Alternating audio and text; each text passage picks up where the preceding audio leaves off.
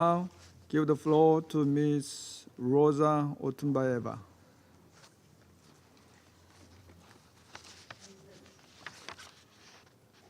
Members of Security Council, good morning. The stability in Afghanistan that the facto authorities have continued to maintain, despite what I perceive as growing signs of popular discontent, should not hide the fact that as an international community, we are still in a crisis management mode. In order to move towards solving the structural problems between the international community and Afghanistan, which were identified in the independent assessment issued at the end of last year, all stakeholders need to recommit to the objectives identified in that assessment. On the economic front, the de facto authorities continue to implement their policy of self-reliance through the private sector and public investments. It is positive that this private sector focus also allows some space, albeit limited, for women entrepreneurs. More support could be provided to female entrepreneurs through financing or even visas to visit trade fairs outside the country. Afghan private sector actors generally note an improved environment, such as better security and reduced corruption for business activity, while citing concerns regarding the lack of a clear legal framework, low demands, ongoing difficulties in making international banking transactions, and gaining access to international markets. More than $7 billion have been provided by international donors for humanitarian assistance, and more than $4 billion to support basic human needs to the Afghan people since the Taliban takeover. Yet, Afghanistan remains beset by massive poverty that leaves the population even more vulnerable to the many natural disasters that we have seen over the past few years as a result of climate change. Afghanistan has a almost zero carbon footprint, but is the sixth most vulnerable country to climate change and the least prepared to address climate shock. International assistance resources are unfortunately decreasing, in part due to competing global demands on diminishing donor resources. The 2024 appeal of some $3 billion is only 20% funded. Donors would be more assured of the effectiveness of their assistance if the de facto authorities removed restrictions on women working for NGOs and the UN and provided greater transparency on how much revenue they are raising and what it is being spent on.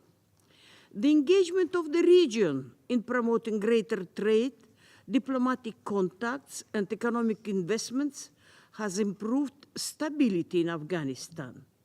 These have been aided by much improved security and reduced corruption. The region has valid concerns about potential threats of terrorism or extremism emanating from Afghanistan, as well as the need for greater cooperation on counter-narcotics. But these efforts to promote stability through pragmatic engagement, especially in the economic field, are positive and necessary and should continue. I highlight these developments for two reasons.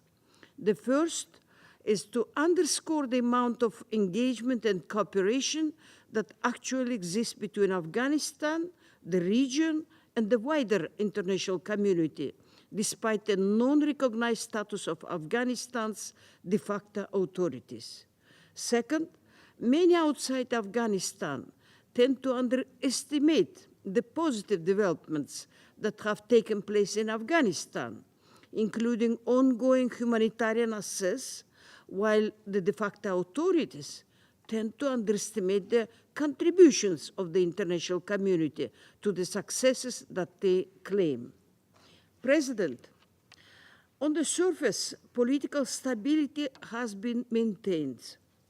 On the other hand, there is little space for internal dissent. Political parties and civil society organizations have been banned, and there are increasing restrictions on the activities of some prominent non-Taliban political actors. The media also faces constraints on what is allowed to report. Stability that depends on the suppression of opposing ideas is inevitably fragile. Since my last briefing, there have been several popular protests against the policies of the de facto authorities, especially those policies that have affected people's already strained livelihoods, including the ban on opium cultivation. This is a relatively new phenomenon. In some cases, attempts to repress these protests have led to deaths, to heavy-handed responses of de facto security institutions.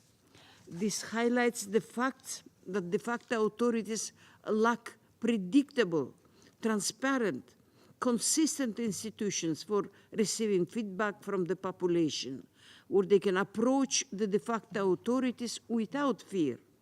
Such institutions are essential for internal political legitimacy. As has often been said before, domestic legitimacy is critical for international legitimacy.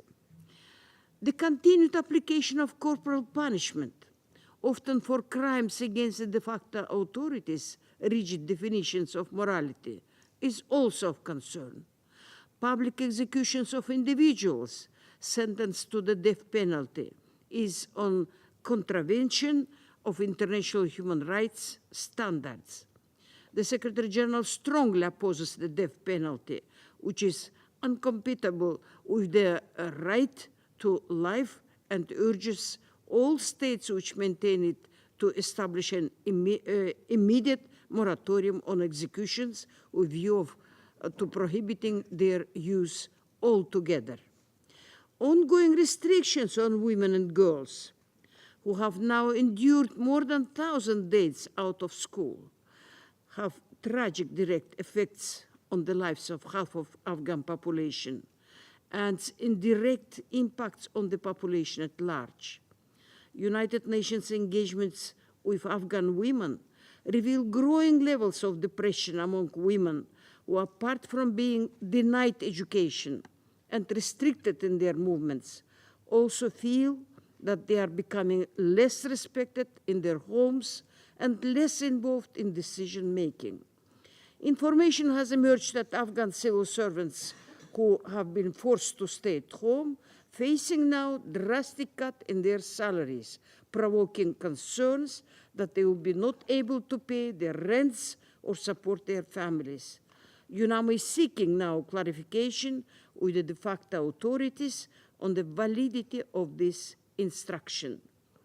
These restrictions deprive the country of vital human capital that it needs to implement the Taliban's own policy of self-reliance. They contribute to a brain drain that undermines Afghanistan's future. By being deeply unpopular, they undermine the de facto authorities' claims to legitimacy. And they continue to block diplomatic solutions that would lead to Afghanistan's reintegration into the international community.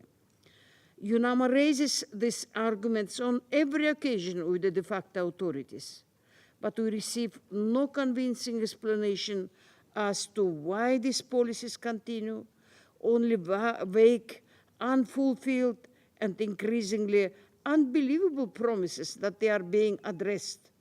I would also like to note with gratitude the efforts of the Organization of Islamic Cooperation, which through its regular contacts on the ground in Afghanistan and high-level visits, including those of prominent Islamic scholars, has continued to advocate for a reversal of these bans and reiterate that they have no basis in Islam. The larger picture, however, is that the relative stability the de facto authorities have maintained since the takeover and the stated interest in rejoining the institutions of the international community remain an opportunity that must continue to be tested through patient and thoughtful diplomacy while keeping international standards at the fore. The mechanisms for this engagement are largely in place. They have not been sufficiently exploited, however, by either the international community writ large or the de facto authorities.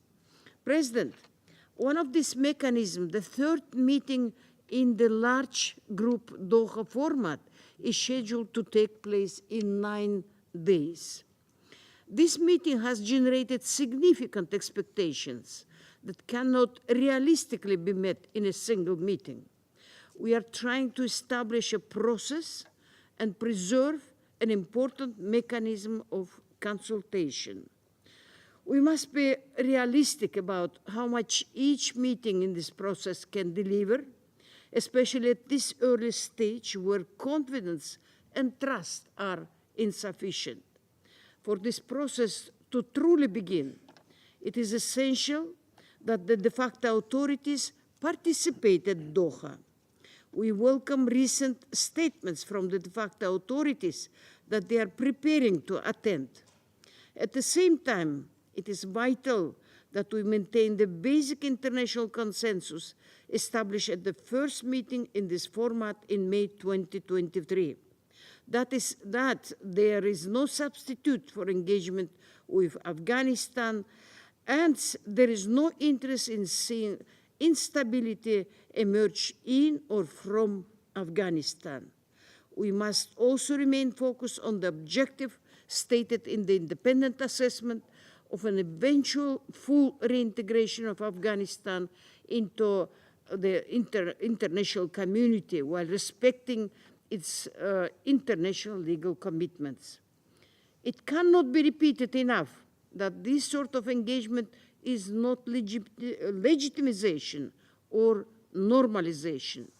Only engagement through common, coordinated, principled international position can provide strong incentive for the de facto authorities to adopt policies that would allow for the reintegration into the international community. I would like to stress that this position is shared by Afghan population.